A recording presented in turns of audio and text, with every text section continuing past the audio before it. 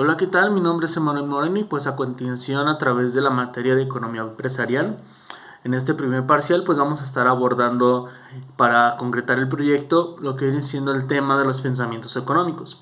Pues a través de ello quiero remontarme aproximadamente unos 2000 años atrás, que esto nos habla acerca de la antigua Grecia donde todo se origina. Pues tú sabes que la principal actividad era la agricultura, así como el pastoreo, pero el comercio del mercado no estaba muy bien desarrollado y pues esto surge en varias interrogantes. ¿Y quién crees que fue? Pues bueno, fue Aristóteles, donde se preguntó si el comercio era justo o si era adecuado, era el correcto de cobrar interés. Y todas estas preguntas fueron relacionadas a la economía y pues él tenía un puesto en un tinte poco moralista. Esta idea también trascendió hacia el medio hacia la escuela, donde varios autores también cuestionaban sobre si usara o era bueno o malo, si la ganancia o otros comerciantes era adecuada en el escenario dominando por la Iglesia Católica. Muchos pensadores consideraban que el objetivo de la ganancia era un pecado y era algo malo, muy, pero muy malo. Sin embargo, pasaron ciclos y empezó a surgir la burguesía. Empezó a dinaminarse y el comercio, sobre todo con el descubrimiento de América, pues ahí ya el comercio internacional explotó y en este contexto, en el auge de los metales preciosos, por si recuerdas, donde surge el pensamiento económico y empieza el primero por la escuela mercantilista. Pues bueno, los mercantilistas eran aquellos pensadores quienes consideraban que el crecimiento de una economía dependía de toda la acumulación de metales preciosos, por ejemplo, lo que era el oro, la plata, y si ninguna economía tiene una abundancia del oro y la plata, era una economía que pues sería un país desarrollado. Por lo tanto, pues ellos proponían comerciales con países y buscar el superávit. Esto nos daba a entender que era económico en lo que pues prácticamente era venderle a ese país y tenían que ser mayor a lo que el importe o las preferencias por las exportaciones frente a esas pequeñas importaciones, a la referencia de tener un estado regulador o un estado que controle pues las leyes y las normas y que donen a las mercantilistas el poder de comerciar con otros países por ciertos privilegios y pues ciertas ventajas fue lo que comenzó del pensamiento económico. Pues a partir de ahí surgió la idea del Estado, que tenía que intervenir entre la economía, pero a favor del mercantilistas, el favor de los comerciantes, de los navegantes, quienes se beneficiaban con esta teoría, sin embargo, no contaban con otra pequeña de las escuelas sugeridas en Francia. Llamémoslos a los fisócratas. Estos fisócratas estaban con su famosa doble económica, así como en el caso de que tienen que ver con la tabla de Wesley, ya ves que se analiza pues los tres sectores de los agricultores y los traten en consideraba y que eran industriales, es decir, pues la industria del sector más improductivo o más estéril porque no te generaba nuevos beneficios, mientras que la agricultura pues era un sector productivo, por lo que generaba mayor excedente determinado con el tiempo de la entrega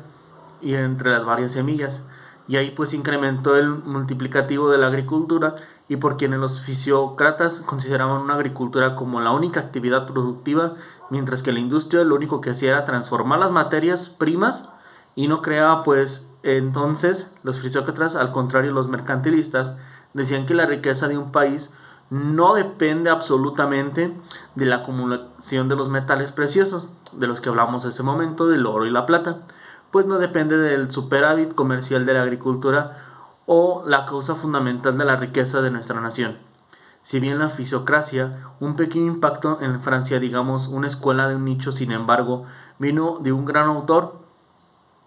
pues este fue revolucionando toda la economía. Ya saben quién es, el gran famoso Adam Smith. Pues Adam Smith, con la publicación de su obra La riqueza de las naciones, es una obra fundamental que tiene que leer todo economista. Todo economista tiene que leer su obra porque antes de esta publicación de La riqueza de las naciones hubo una obra de la teoría de los sentimientos morales, pues donde recordamos que Adam Smith analizaba las partes morales de las personas como nosotros nos comportamos en su ciudad y frente a las demás personas. Pues dentro de todo esto ahí surge su idea de la simpatía, el hecho que nosotros nos preocupamos por la suerte de los demás, las personas, por el bienestar de las personas, pero no conocemos muy bien. Después hasta su obra también tiene un video aquí que analiza cuál es la causa de la riqueza de la nación. Se da cuenta la causa de la riqueza de las naciones por la cual la división del trabajo. ¿Ok? Pues uno que es el motor fundamental para incrementar la producción de la cantidad de los bienes y servicios, y se justamente la cantidad de los bienes y servicios de la riqueza de las naciones, pues sabemos bien que un país produce bienes y más servicios, es más próspero y rico que otros países, sino también como la idea del Adam Smith, como lo que estaban a favor del libre mercado, y pues estos argumentaban por un orden natural en la economía. Pues recordamos que los mercantilistas estaban a favor de la intervención del Estado, porque el Estado regulaba qué se le importaba a lo que no se importaba o se comercializaba. Y lo que no se comercializaba, algo que los frisócratas no le gustaban, que ellos querían el mercado libre mucho más abierto, ¿ok? Y pues ellos acuñaron al famoso del decir the free Dasein, o favor déjame de decir o déjame de, que esto lo recordamos en inglés. Es la misma idea que tomó Adam Smith y dijo que en el Estado había que enfocarse en algunas actividades de los sectores privados. Pues recordamos que no lo habían como pues en la construcción de carreteras, de educación, la seguridad nacional, pues entre otros. Ahí con las ideas de Adam Smith, la economía pues empezó a dar un gran salto. Aparte de que Adam Smith es uno de los economistas clásicos, también tenemos a David Ricardo. Lo recordamos bien en las sesiones que estuvimos llevando en las clases, pues se encargó de analizar la distribución, la riqueza, mientras que Adam Smith se preocupó por el crecimiento de la economía. Pues David Ricardo se preocupó como de distribuir esta riqueza entre los sectores economistas, y pues ahí ya surgió la teoría de la distribución de la renta entre los economistas clásicos. Puede ser Robert Matthews, Mark Carney o John Stuart Mill, y estos últimos se consideró como también un buen economista que tiene que ser leído por todas esas teorías económicas, pues ya que surgen en el contexto de la revolución industrial y de una gran maquinaria, del auge de los grandes ferrocarriles, como las grandes industrias, que está ahí donde surgió el protagonista, como Cera analizó cómo estaba desarrollando la sociedad bajo este sistema. Y pues él encontró grandes diferencias en este protagonista, como Carlos Magnum, y analizó la sociedad de la iglesia, y que estaba dividida en dos clases: los antrógadas y los que estaban en los capitalistas, quienes eran dueños de los medios de producción, y por otro lado los proletariados, quienes eran únicamente dueños de su mano de trabajo, donde su fuerza de trabajo en los capitalistas contrataban a los trabajadores para trabajar en fábricas, y que se observó de una explotación inhumana frente a los trabajadores.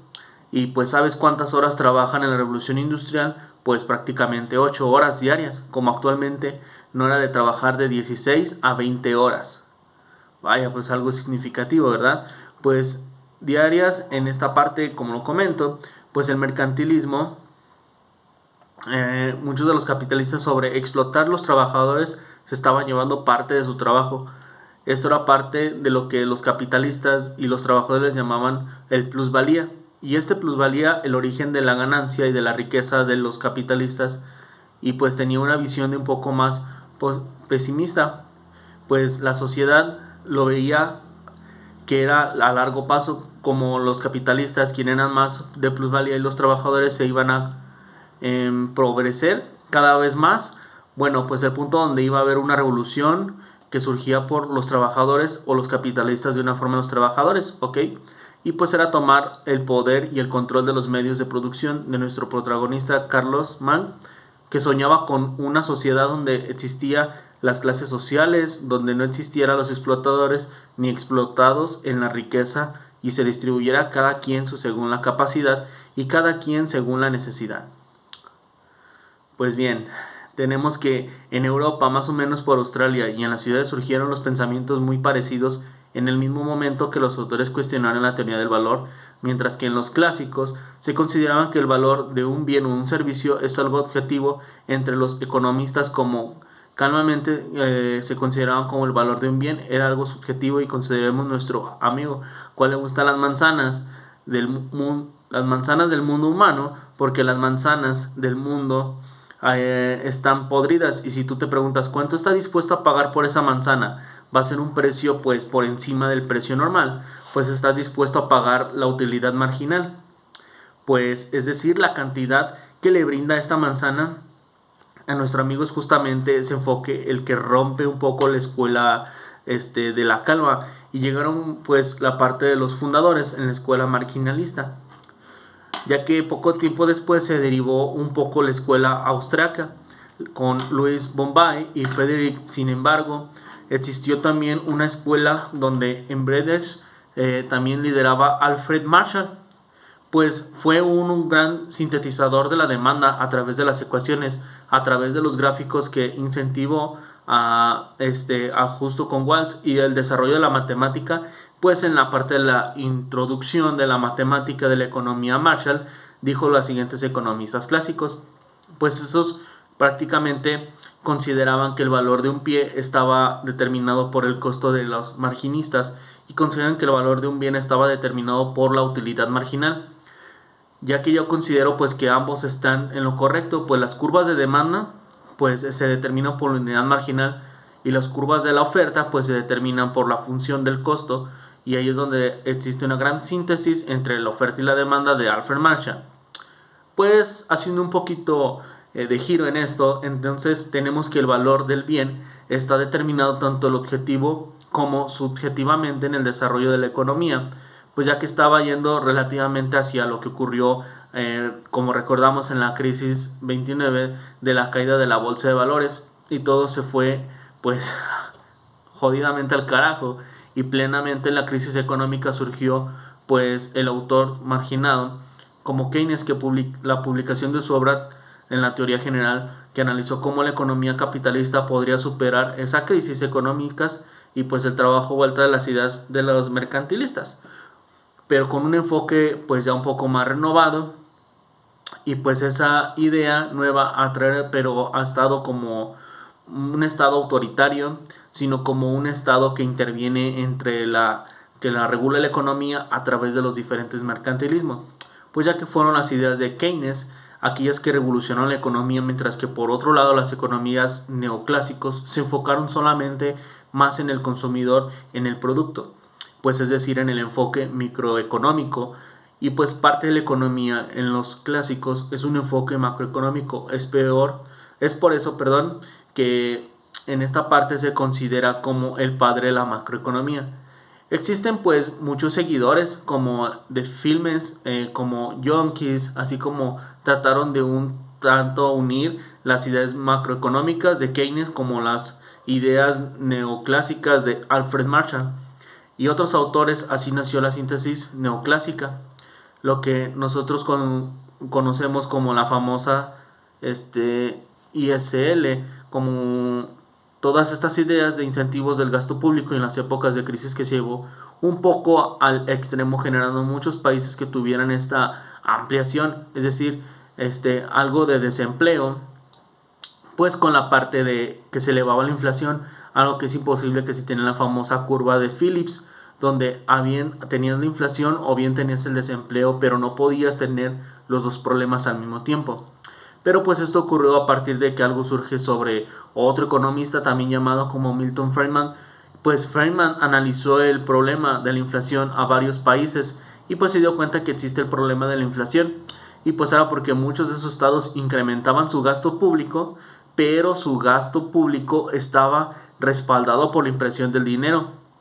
Y ahí hay el gran problema entonces para Milton Friedman. Si bien no ideó que pues la parte de mayor impresión de dinero genera mayor inflación,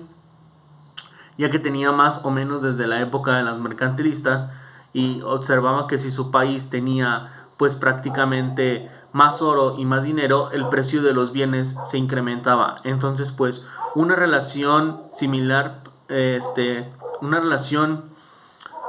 similar, Prima analizó lo mismo, pero pues una vez de enfocarse al oro y la plata, se enfocó a la impresión del dinero solamente.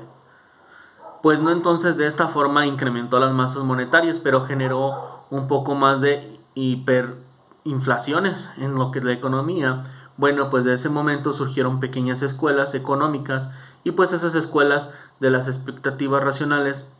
pues el post iniciamos hasta la fecha. Pues quiero que sepas algo muy importante de hoy, pues existe una escuela predominante o dominante, pues donde todavía, con lo cual pues está la historia aún no termina. Pues de mi parte ha sido todo. Si tienes alguna duda o situación, pues espero que haya quedado todo claro a través de este pensamiento económico desde mi parte, desde mi punto de vista, y espero pues hayas tenido un excelente día. Muchas gracias.